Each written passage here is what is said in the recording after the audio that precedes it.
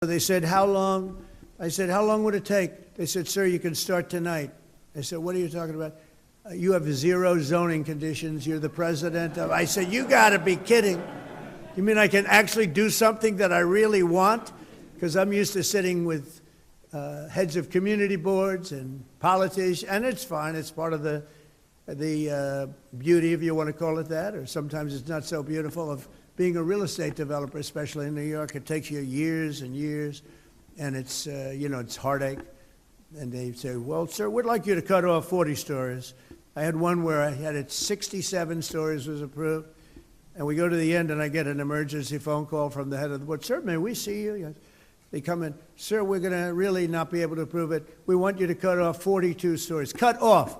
In other words, I'm going to lose 42 stories. I said, there's no way you're doing it. So we fought it out for 2 years. You end up getting what you want, but it's a brutal process. So over here I said, how long will it take me? Sir, you can start tonight. You have no approvals. I said, you got to be kidding. He said, sir, this is the White House. You're the president of the United States. You can do anything you want. So with that came great responsibility.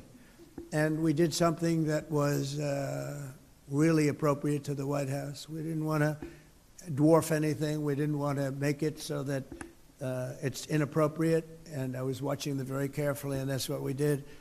And so we're going to have a phenomenal ballroom. This is going to be one of the best anywhere in the world. There won't be anything like it, actually.